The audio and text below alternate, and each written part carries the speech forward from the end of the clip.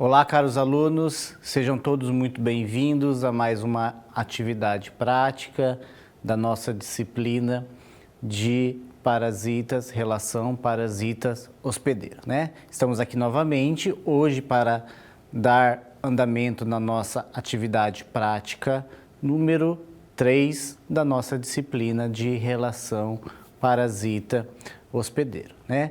Rapidamente, só para que nós possamos recapitular o que nós vimos nas práticas anteriores.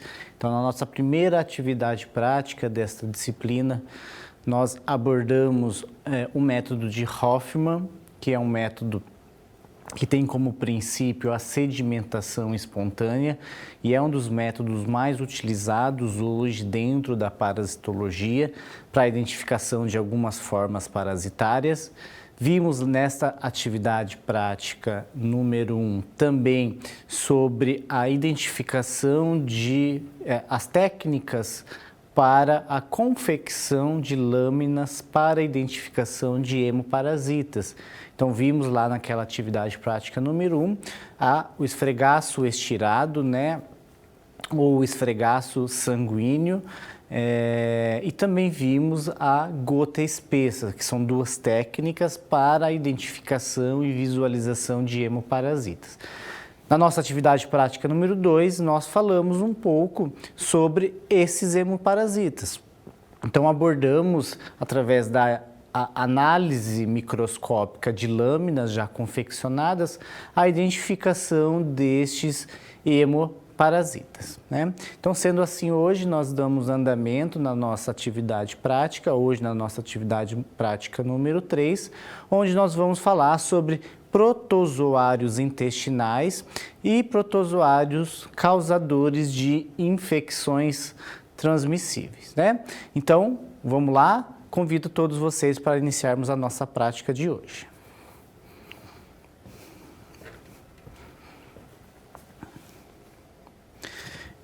Então, hoje nós vamos falar sobre a identificação de protozoários intestinais e causadores de doenças parasitárias, né? Então, diferente do que nós iremos ver lá na nossa atividade prática número 4, onde nós vamos abordar sobre os eumintos, hoje nós vamos falar sobre protozoários. Então, alguns protozoários intestinais e um protozoário em específico, né, que é causador de uma doença sexualmente transmissível, né? Então, sendo assim, o objetivo hoje da nossa atividade prática é aprender a identificar formas parasitológicas dos protozoários intestinais, de alguns protozoários intestinais e causadores de infecções sexualmente transmissíveis, né, que ambos causam doenças parasitárias no homem. E vamos fazer isso a partir da visualização de algumas lâminas já confeccionadas através de técnicas parasitológicas, como, por exemplo, o método de Hoffmann. E para isso, para que nós possamos visualizar essas formas parasitárias, esses parasitas, esses protozoários causadores dessas doenças parasitárias, é importante que a gente relembre um pouco sobre as fases, né, e os ciclos desses parasitas para ter o conhecimento de como nós podemos encontrar lá na visualização de lâminas, né? Então vamos lá. Vamos começar falando sobre a identificação de amebas, né? Então, amebas são protozoários intestinais. E quando eu falo de ameba, eu estou falando de uma família de parasitas que são denominadas como Endamoebidae, né? Então, as amebas contemplam, né? São pertencentes a essa família Endamoebidae. E eu tenho 3 diferentes gêneros, né, que pertencem a essa família, que são os gêneros Entamoeba, Endolimax e Iodameba. Tá? Esses 3 gêneros são gêneros que nós podemos encontrar na nossa prática parasitológica, na nossa visualização de lâminas, na nossa rotina laboratorial, mas vamos ver que, em específico, uma delas é a única que causa uma doença nos seres humanos e as outras não são patogênicas. Entretanto, nós podemos nos deparar na nossa prática laboratorial a essas outras formas não patogênicas. E para a nossa atividade prática hoje nós vamos falar sobre 2 gêneros específicos, né? Ou visualizar 2 gêneros específicos, que é o gênero da Entamoeba e do Endolimax. Então vamos lá. Os gêneros da Entamoeba, nós vamos ver que existem algumas diferentes espécies desse gênero Entamoeba, mas todas elas possuem como característica, né, desses parasitas possuírem um núcleo esférico, um núcleo vesiculoso, ou seja, ao entorno de uma vesícula, e esta vesícula, este núcleo esférico, ele é protegido por uma membrana delgada e revestida. Alguns desses parasitas possuem grânulos cromáticos, ou seja, possuem grânulos dentro desses cistos, dentro dessa membrana, né? Esses grânulos podem estar na periferia desses cistos, desses parasitas, ou podem se localizar na parte central deste cisto, deste parasita, né? Quando na parte central nós denominamos isso como cariossomo, né? O que é importante a gente saber é que todas as amebas pertencentes a esse gênero possuem essa característica esférica, né, e de possuírem grânulos dentro dessa membrana, né, que vai proteger este cisto dessas amebas. E eu tenho diferentes espécies dentro desse gênero Entamoeba. Então, quando eu falo de Entamoeba, eu estou falando de 4 espécies que comumente nós podemos encontrar. É a Entamoeba histolítica, Entamoeba dispar, Entamoeba hartmanna, Entamoeba coli. Então, são as 4 espécies que nós podemos encontrar na nossa rotina. Entretanto, a única espécie que causa uma doença no homem é a Entamoeba histolítica. Então, é a única Entamoeba, a única espécie de Entamoeba que é patogênica aos seres humanos, né? Uma diferença importante destas entamoebas, e nós utilizamos isso para diferenciar lá quando nós estamos visualizando lâminas, né? É a quantidade de núcleos que esses parasitas possuem. Enquanto que a Entamoeba histolítica, dispar e hartmanna possuem até 4 núcleos, então dentro de um único cisto eu consigo muitas vezes visualizar até 4 núcleos. Então eu estou diante possivelmente de uma Entamoeba histolítica, dispar ou hartmanna, né? Já a Entamoeba coli, que também é um parasita que comumente nós podemos encontrar na nossa prática laboratorial, ela possui mais núcleos quando comparado com as outras entamoebas. A Entamoeba coli, ela possui cistos com até 8 núcleos, né?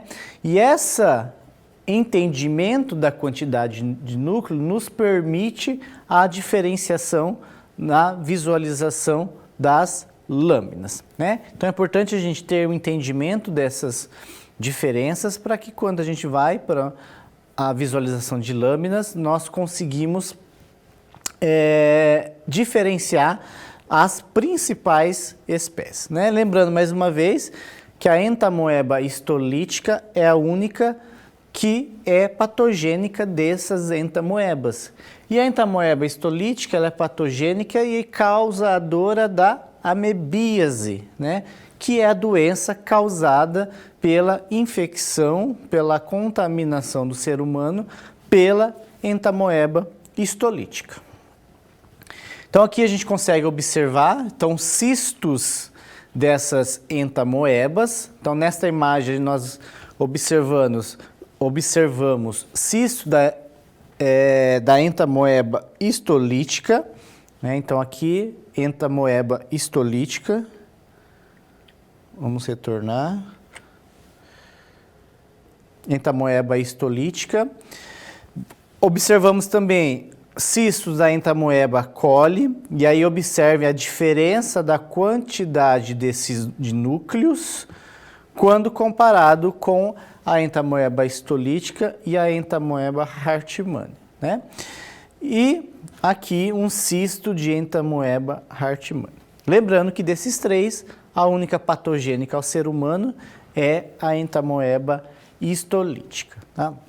Então nós podemos encontrar essas espécies do gênero Entamoeba, e é muito comum da gente encontrar, por exemplo, Entamoeba coli, e a gente consegue fazer essa diferenciação pela quantidade de núcleos que nós visualizamos.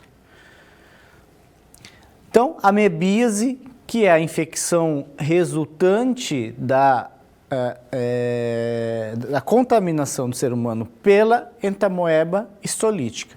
Ela tem uma grande importância e relevância porque ela possui uma distribuição mundial. Então, é uma parasitose intestinal causada pela entamoeba histolítica que nós podemos encontrar em todo o mundo, independente da distribuição, da localidade geográfica.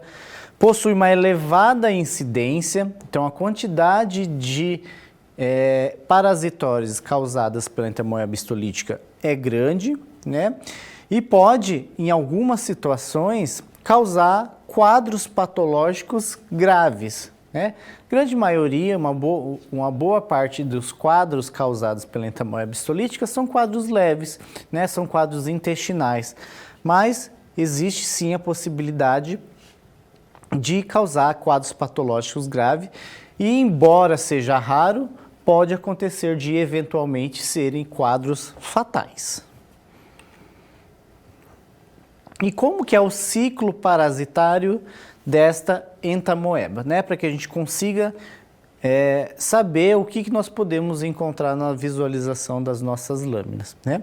A infecção ela começa com a ingestão de cistos, daqueles cistos que nós visualizamos nos slides anteriores, né? E a infecção começa pela ingestão desses cistos. E esses cistos, eles estão, em geral, ou em água ou em alimentos. Então, o ser humano, ele ingere esses cistos e causa o processo da infecção pela entamoeba histolítica através da ingestão desses alimentos e dessa água que estão contaminados com esses cistos, né? E esses cistos vão parar na água e nesses alimentos através das fezes de indivíduos que são portadores da entamoeba histolítica, né? Então, locais onde eu não tenho um saneamento adequado, locais onde esse saneamento não é adequado, esta água está contaminada e possa contaminar verduras, hortaliças, e essas verduras e hortaliças e esses alimentos não são muito bem higienizados no momento da preparação, podem conter esses cistos e causar a doença amebíase. Então, aqui uma imagem, né, resumindo o ciclo parasitário da entamoeba histolítica. Então, os cistos são ingeridos pelo paciente, pelo indivíduo, através da água ou de alimentos contaminados, alimentos esses que não foram bem higienizados. Começa-se um ciclo dentro do intestino deste indivíduo, né? Este ciclo ele começa após o que nós chamamos de desencistamento, ou seja, o parasita sai de dentro daquele cisto, que é a forma resistente dele, né? E aí atinge a luz do intestino grosso e começa-se então um ciclo de produção de novos cistos. Esses cistos novos que vão sendo produzidos, né, eles vão ser eliminados nas fezes. E aí a importância da identificação dos exames parasitológicos para a sua identificação, né? Enquanto isso está acontecendo, também está acontecendo o desenvolvimento de formas invasoras da entamoeba histolítica. E uma vez produzido essas formas invasoras, né, aí está a patogenicidade deste parasita. Então, começa-se a multiplicação de trofozoítos na parede intestinal. E esses trofozoítos eles vão se alimentar de hemácias, de restos celulares, né, e pode ocasionar nessa parede intestinal o processo de necrose, né? Isso pode eventualmente se propagar para outros tecidos, como fígado, pulmão e outros órgãos, né? Então, fato é, para entender o diagnóstico desta parasitose, é a eliminação desses cistos nas fezes. Sendo assim, então, gostaria de convidá-los para nossa visualização de lâminas com o objetivo de identificar possivelmente esses cistos de entamoeba histolítica. Vamos lá? Então, estamos aqui focando a nossa lâmina já pré-confeccionada, né?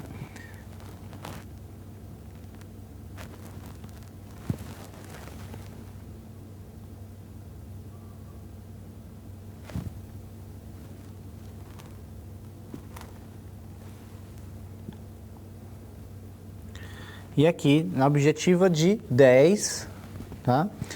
Nós já conseguimos observar que existe uma grande quantidade de parasitas esféricos, tá? E aí nós vamos ampliar para a objetiva de 40 para que a gente possa visualizar.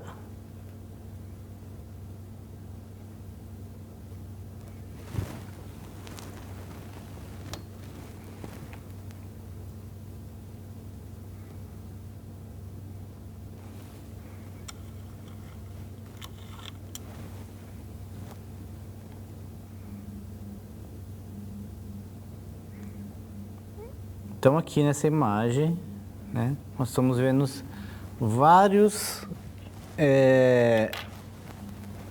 entamoeba histolítica. Nós podemos observar nestas imagens seu formato esférico, tá? E aqui nós estamos visualizando trofozoítas de entamoeba histolítica, tá? Então, uma lâmina cheia de trofozoítos de entamoeba histolítica. Diferente do cisto, aqui nós não conseguimos observar claramente, né, através desta lâmina, a quantidade dos núcleos, como nós conseguimos observar nos cistos, tá? Então, aqui eu tenho a identificação de trofozoítos de entamoeba histolítica, uma vez então que aqueles cistos percorrem por todo aquele ciclo biológico, invadem, acontece a produção de entamoeba histolítica invasora, né? Invadem a parede intestinal e se transformam em trofozoítos, né?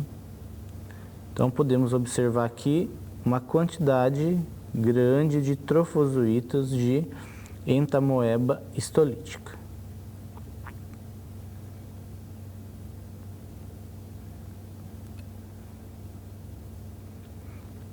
Aqui, só para reforçar, pessoal, não estamos visualizando cistos, tá bom? Então, aqui não é um material, não é um material fecal que nós estamos avaliando, que comumente nós observaríamos cistos de entamoeba histolítica, né? Então, aqui estamos visualizando os trofozoítas de entamoeba histolítica.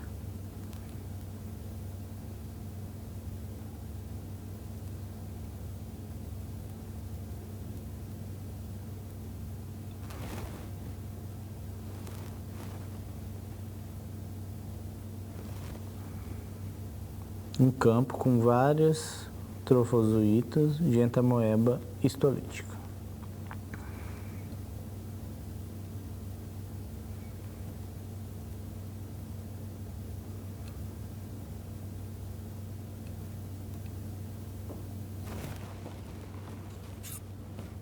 Sendo assim, então, vamos dar continuidade à nossa atividade prática para a identificação de outras parasitoses intestinais. Então, voltando aqui, né, então visualizamos através da lâmina já pré-confeccionada trofozoítos de entamoeba histolítica. Lembrando, então, que a entamoeba histolítica é do gênero da entamoeba a única patogênica ao indivíduo, aos seres humanos, né? Existe também um outro gênero, né, que é a Endolimax, e é o que nós vamos visualizar agora, tá?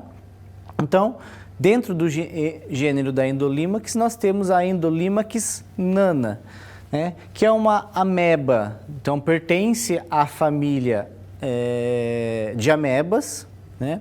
É uma ameba extremamente um tamanho pequeno e que vive nos segmentos cólicos do cólon do intestino humano sem causar nenhum mal. Então, como eu falei anteriormente, somente a entamoeba histolítica é patogênica. Entretanto, é importante a gente identificar esse Endolimax nana, uma vez que nós podemos visualizar em lâminas, em testes parasitológicos, e aí é importante que nós saibamos diferenciar esses parasitas intestinais. Então aqui nós podemos observar um cisto de Endolimax nana. Então observe que ele é um pouquinho mais ovalado quando comparado com as entamoebas, né, que possuem aquele formato esférico, né? Então aqui nós visualizamos um cisto de Endolimax nana. Sendo assim, então, gostaria de convidá-los para que nós possamos ir ao microscópio, né, para visualizar uma lâmina para tentar identificar cistos de Endolimax nana. Vamos lá?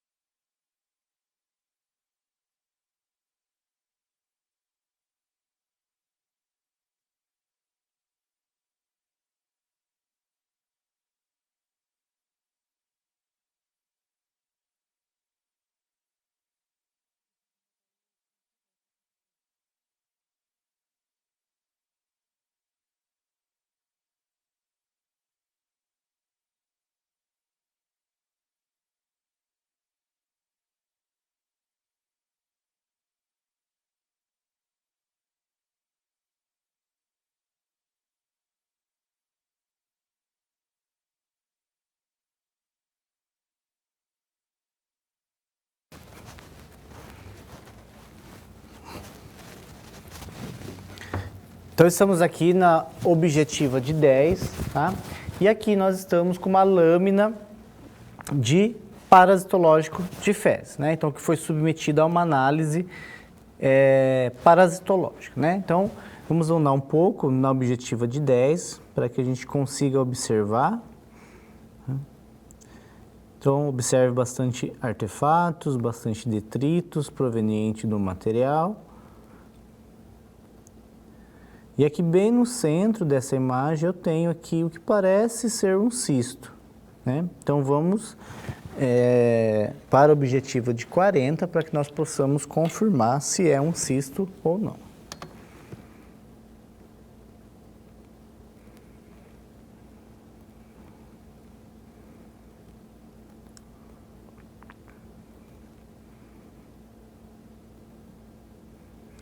Então aqui, bem no centro dessa imagem, nós temos um cisto de Endolimax nana, bem pequeno. Observe que é uma ameba bem pequena. Vamos voltar para a objetiva de 10.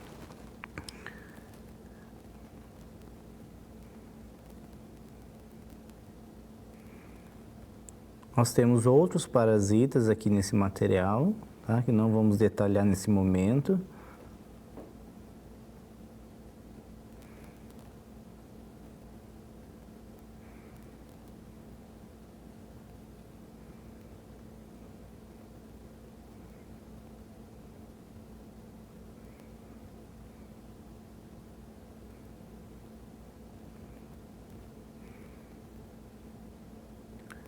Vamos continuar procurando cisto de Endolimax nana.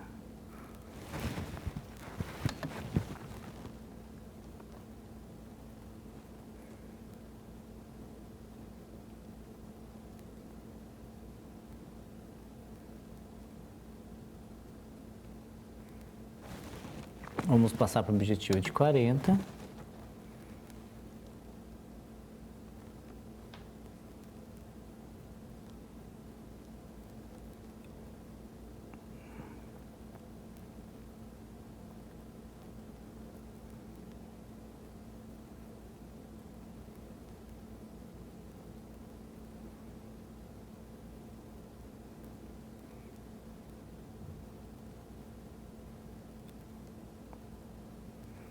Aqui no centro dessa imagem, nós também podemos observar um cisto de Endolimax nana, tá? Bem ao lado ali daquela quantidade ali de artefatos.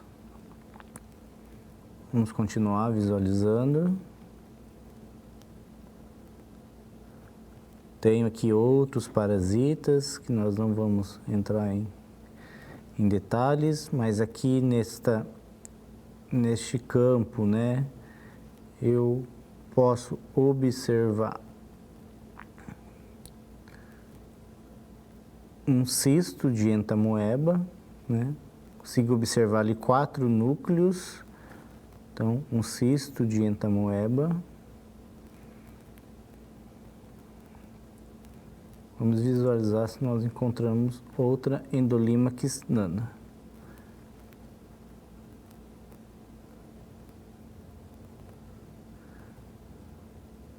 Aqui bem no centro dessa imagem, percebam, né, nessa própria imagem aqui, o tamanho da Endolimax nana, né, uma pequena ameba, um pequeno cisto, bem no centro deste campo que estamos visualizando.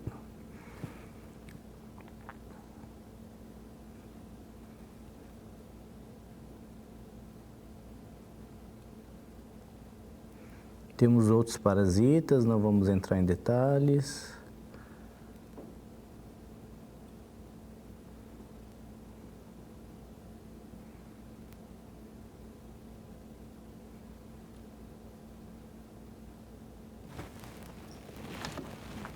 Vamos voltar para o objetivo de 10.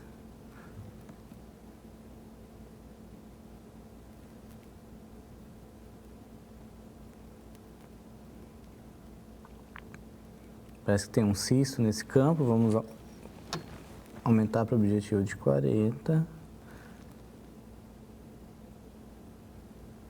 Então, bem aqui no centro também dessa imagem, bem pequena, uma ameba bem pequena. Quando eu micrometro, eu posso observar os núcleos, tá? Então, bem no centro aqui, eu tenho uma pequena ameba que é Endolimax nana, né? Então, ali, ó, no microscópio, ali bem na parte inferior ali, nós conseguimos observar. Sendo assim, então, visualizamos uma lâmina com cistos de Endolimax nana, né? E vamos então dar sequência na nossa atividade prática.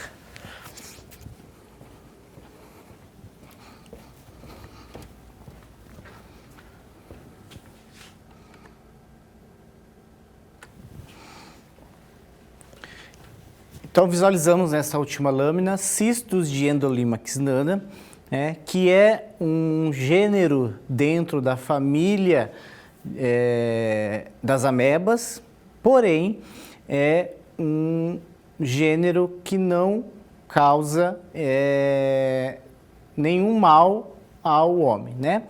Porém, nós podemos encontrar nos exames parasitológicos, e é importante que a gente identifique, né, para que a gente não tenha a confusão com outros parasitas, né? Sendo assim, então, vamos dar sequência na nossa aula, na nossa atividade prática, para a identificação de um outro parasita intestinal. Vamos lá?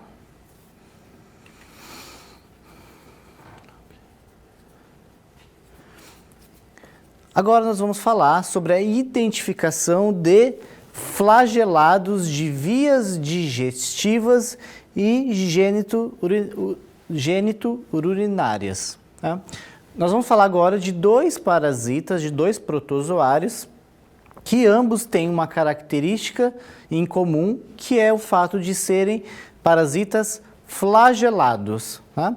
E o primeiro que nós vamos falar é a giardia, o protozoário causador da giardíase. Né? Então vamos identificar a Giardia lamblia. Então a Giardia lamblia, ela também pode ser encontrada, também pode ser denominada como Giardia duodenalis, Giardia intestinalis ou Lamblia intestinalis. É um pequeno protozoário flagelado que parasita o homem e vários animais domésticos ou silvestres. Né? E eu posso encontrar ele de duas formas diferentes. Posso encontrar ele na forma de trofozoito ou na forma de cistos. Lembrando que os cistos é a forma desses protozoários de resistência. É como esses protozoários resistem ao meio externo, ao meio ambiente e podem então parasitarem o homem. Aqui uma imagem do ciclo biológico da giardia. Então, assim como a entamoeba histolítica, o ser humano ele também se contamina através da ingestão de água e alimentos que estão contaminados com cistos de Giardia lamblia. Então a transmissão acontece oral-fecal. Por que oral-fecal? Porque esse protozoário, esse parasita, ele é eliminado através das fezes e essa fezes contamina de alguma maneira a água e os alimentos, né? Então pode contaminar a água e, consequentemente, contaminar o solo, que contamina os alimentos, e os alimentos não higienizados adequadamente pode, então, contaminar os seres humanos. Né? E aí começa, então, todo um ciclo dentro do organismo do ser humano, onde eu tenho as duas fases de transformação em trofozoítos, né? E também de cistos, que por sua vez é eliminado nas fezes e podem contaminar sucessivamente a água e ou alimentos. Né? Então o diagnóstico para a identificação desta parasitose é através do exame de fezes, uma vez que esses cistos são eliminados através das fezes. Então aqui uma imagem, né? Observem que é um parasita flagelado, né? Esse flagelo ele se estende por fora do parasita na sua forma trofozoíta, né? Que é a forma à esquerda que nós estamos observando. Vamos voltar aqui. Então aqui é a forma trofozoíta. Observem que é um organismo flagelado, um parasita flagelado, né? Ou posso encontrar na forma de cisto, né? E aí, observe que eu tenho essa característica do que é o flagelo na fase trofozoíta, mas essa estrutura está dentro deste cisto, né? Isso é algo marcante quando a gente está visualizando ou identificando cistos de giardia. A gente consegue observar no microscópio, quando há a presença desses cistos, esse riscado, esse risquinho no meio, né, que representa essa estrutura que é o flagelo do parasita. Tá? Aqui nessa imagem, né, então mais uma vez o cisto e o trofozoíta da Giardia lamblia.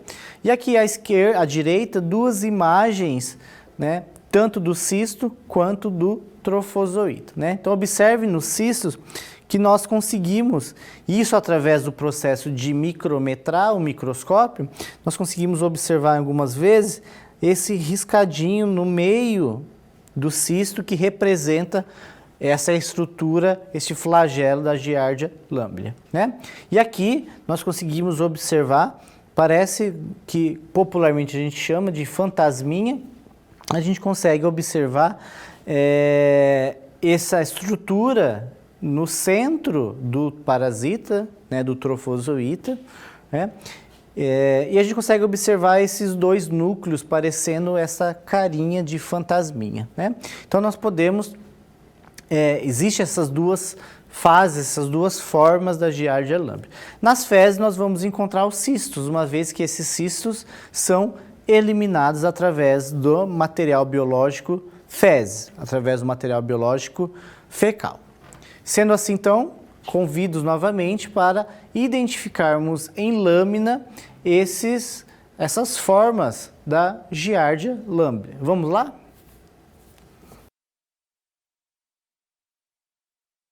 Temos aqui a nossa lâmina já pré-confeccionada, né? Aqui vamos iniciar pela objetiva de 4 e vamos tentar identificar o que nós temos aqui nesta lâmina.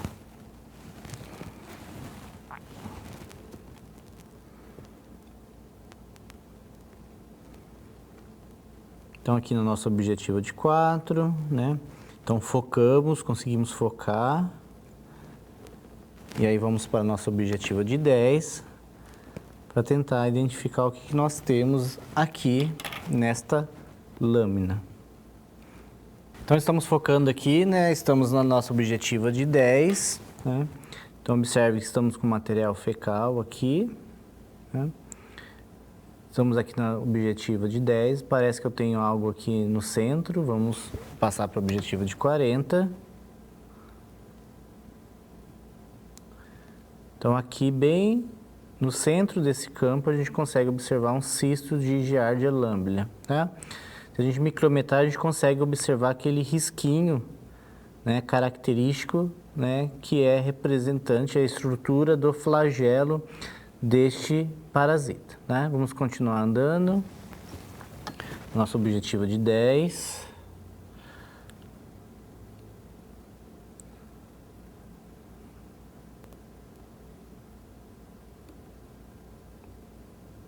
Vamos aumentar aqui, vamos ver se tem alguma estrutura aqui.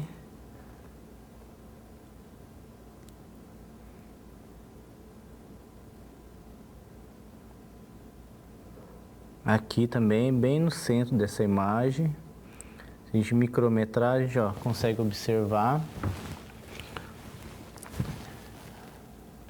um risquinho ali no meio, naquela estrutura, bem no centro desse campo. Então observem, neste caso não é um cisto totalmente esférico. Então aqui nós conseguimos observar bem no centro desse campo. Vamos continuar visualizando. Vamos ver outros campos. Sempre observando a objetiva de 10 e aí confirmamos na objetiva de 40. Tá? Aqui parece que tem uma estrutura.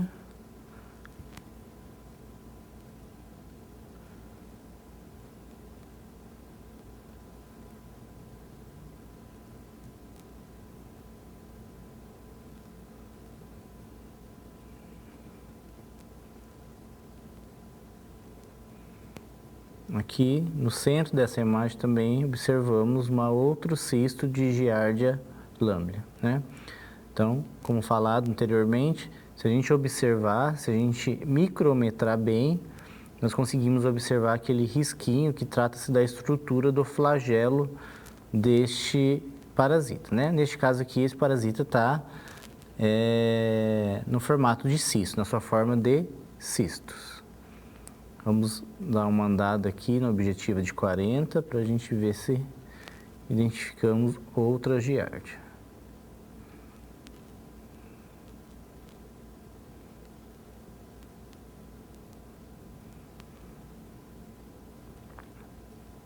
Observe que é um material com bastante artefato.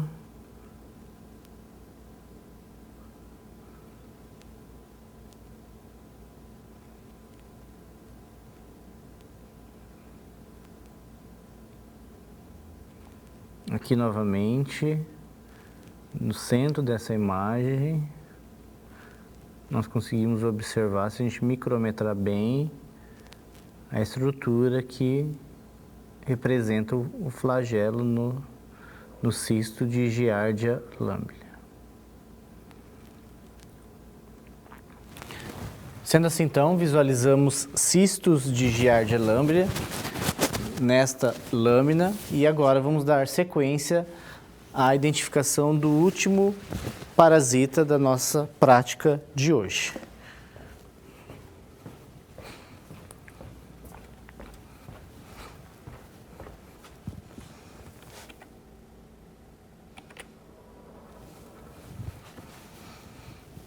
Então, visualizamos cistos de Giardia lamblia nessa última lâmina, nesta última visualização.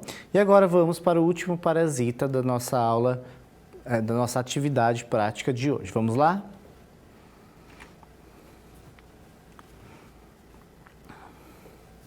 Então agora nós vamos falar de um outro protozoário que também tem como característica em comum com a Giardia lamblia, que é um parasita, um protozoário flagelado, né?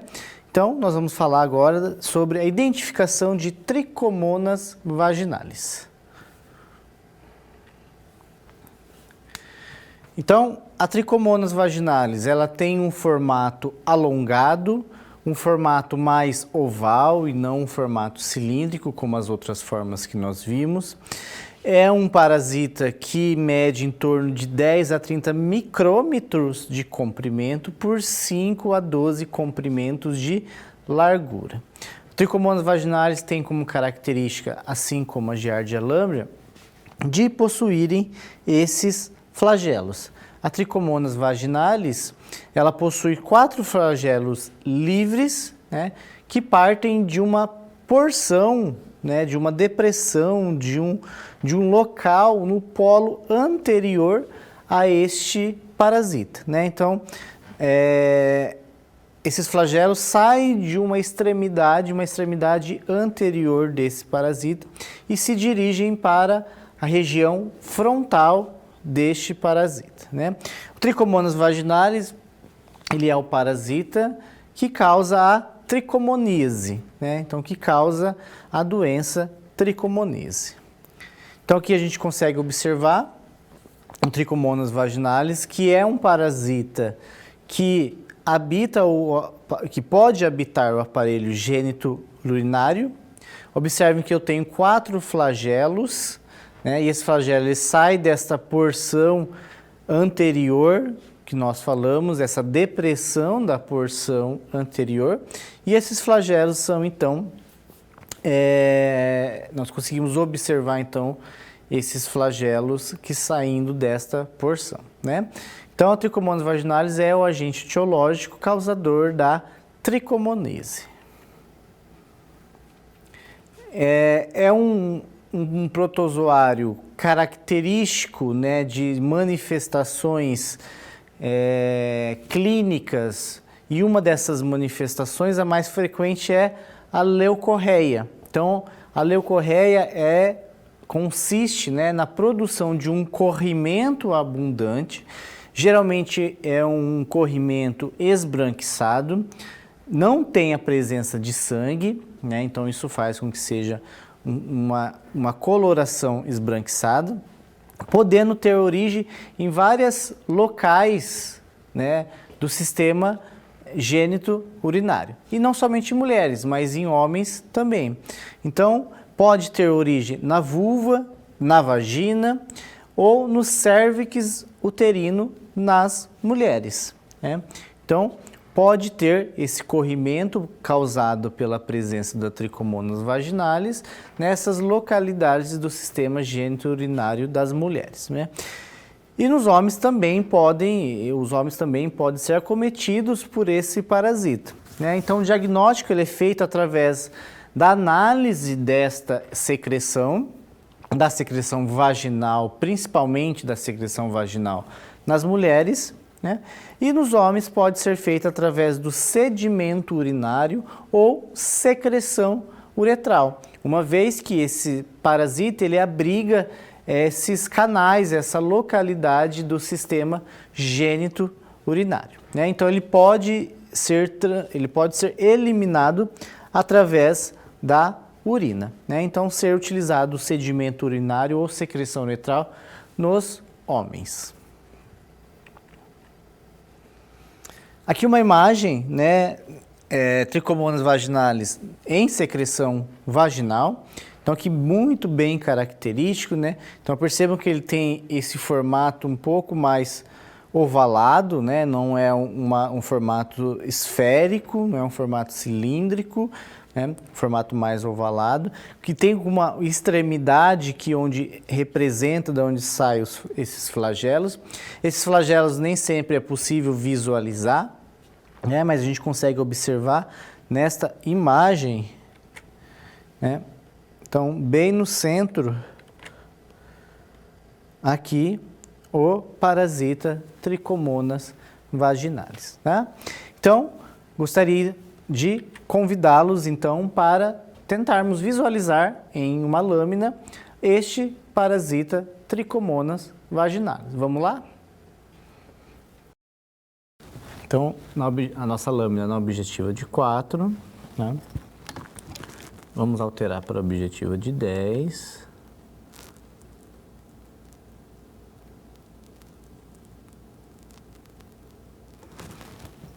Objetiva de 40.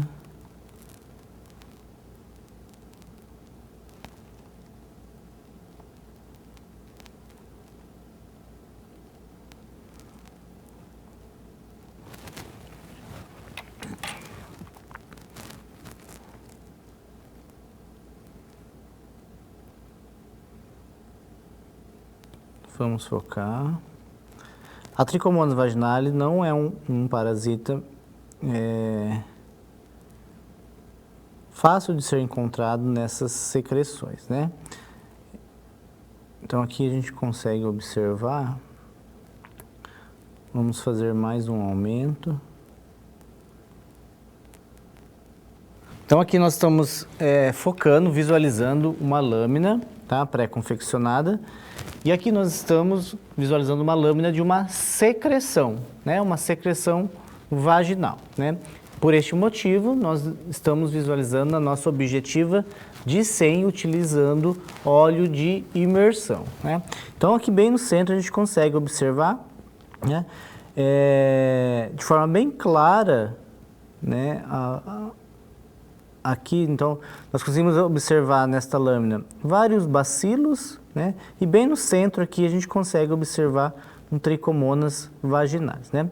Então, observe que ele tem um aspecto bem claro, né? Ele tem aquele aspecto ovalado, né? Com uma extremidade um pouco mais afinada, né? Então, muitas vezes, se a gente não observar a lâmina com muita cautela, né, e bem tranquilamente, a gente passa despercebido por esse parasita, tá? Vamos continuar visualizando.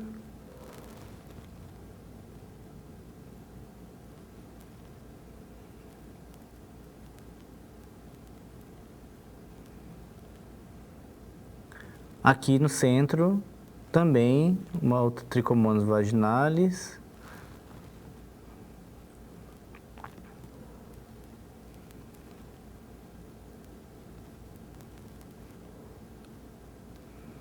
A gente consegue observar também nessa lâmina vários bacilos, né? Por ser uma lâmina de secreção vaginal.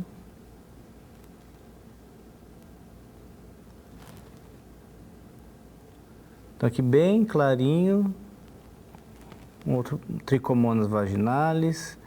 Do ladinho um Trichomonas vaginalis bem menor.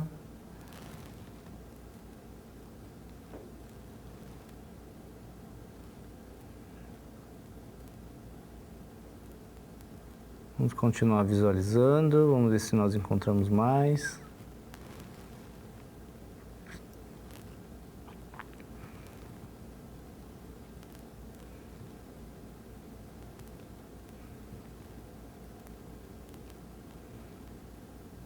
Aqui no centro também, uma outra Trichomonas vaginalis, né? Observe que é bem característico esse núcleo do parasita.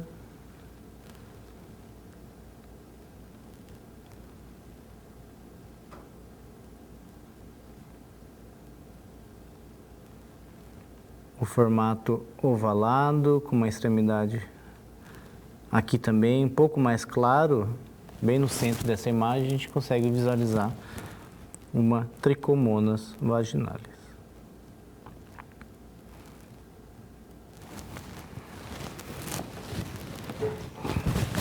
Sendo assim, então, através da visualização desta lâmina, conseguimos identificar o protozoário, um protozoário que possa habitar o sistema geniturinário, tanto dos homens quanto das mulheres, né? E nós fazemos o diagnóstico através de secreções, tá?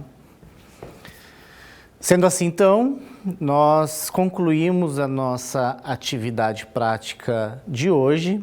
Então, apenas para recapitular, nós vimos alguns protozoários intestinais. Então, começamos visualizando e identificando lâminas contendo parasitas intestinais da família das amebas. Dessa família das amebas, nós vimos o gênero Entamoeba. Do gênero Entamoeba, nós visualizamos a espécie especificamente Entamoeba histolítica e, posteriormente, visualizamos um outro gênero que é a Endolimax nana, né? Visualizamos, posteriormente, dois protozoários que possuem como característica em comum de serem flagelados, né? Então, vimos a Giardia lamblia, e vimos agora, finalizando a nossa atividade prática, a Trichomonas vaginalis, né?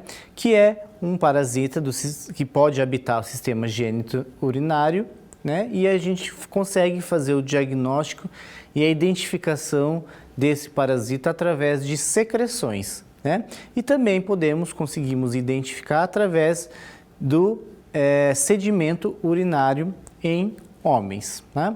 Sendo assim, então, concluímos a nossa atividade prática número 3. Desejo a todos uma excelente prática, uma excelente identificação desses parasitas e aguardo todos na nossa próxima atividade prática, a nossa atividade prática número 4. Até logo!